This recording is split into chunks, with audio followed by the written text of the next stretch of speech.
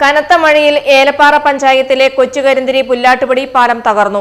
അപകടത്തെ തുടർന്ന് കൊച്ചുകരിന്തിരി പുതുവൽ പ്രദേശങ്ങളിലെ 100ഓളം കുടുംബങ്ങൾ പൂർണ്ണമായും ഒറ്റപ്പെട്ട നിലയിലാണ്. 2018 മഹാപ്രളയത്തിൽ 6 കുറുകെയുണ്ടായിരുന്ന കോൺക്രീറ്റ് പാലം ഒലിച്ചുപോയിരുന്നു. തുടർന്ന് നാട്ടുകാർ ജനകീയമായി നിർമ്മിച്ച തടിപ്പാലമാണ് ഇത്തവണത്തെ ശക്തമായ മഴയിലും വെള്ളപ്പൊക്കത്തിലും തകർന്നു വീണത്. ഇതോടെ പ്രദേശവാസികളുടെ ഏക യാത്രാമാർഗവും അടഞ്ഞു. നടപ്പാലം വേണമല്ലോ, ഞങ്ങൾ പണിത് വെക്കും. വലിയൊരു വെള്ളപ്പൊക്കം വരും, അതങ്ങ് പോകും. അന്ന് മുതൽ എല്ലാ വർഷവും ഇത് തന്നെ. ഇപ്പോഴും അനുവദിച്ചത് എഗ്രിമെന്റ് വരെ ആയെന്ന് പറയുന്നു. അവിടെ വരണം, പോസ്റ്റ് ഓഫീസ് അവിടെയാണ്, സ്കൂൾ അവിടെയാണ്, ആശുപത്രി അവിടെയാണ്. ഇതെല്ലാം പള്ളിക്കാരാ. ഇവിടെ കിടക്കുന്നത് 90% പള്ളിക്കാരാ. പള്ളി പോകണമെങ്കിൽ കൊച്ചിടത്തിട്ട് വരണം.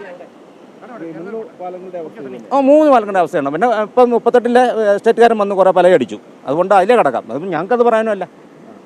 ഞങ്ങൾക്ക് ഇവിടുന്ന് കിലോമീറ്റർ കഴിഞ്ഞ് ഇപ്പം ഈ മഴവെള്ളം കയറിയത് കൊണ്ട് അവിടെ മുഴുവനും ചെളിയാണ്, മുട്ടറ്റം ചെളിയാണ്. പുതിയ പാലം നിർമ്മിക്കുന്നതിനായി ഇടുക്കി പാക്കേജിൽ ഉൾപ്പെടുത്തി 1 കോടി രൂപ അനുവദിക്കുകയും കരാർ നടപടികൾ പൂർത്തിയാവുകയും ചെയ്തിട്ടുണ്ട്.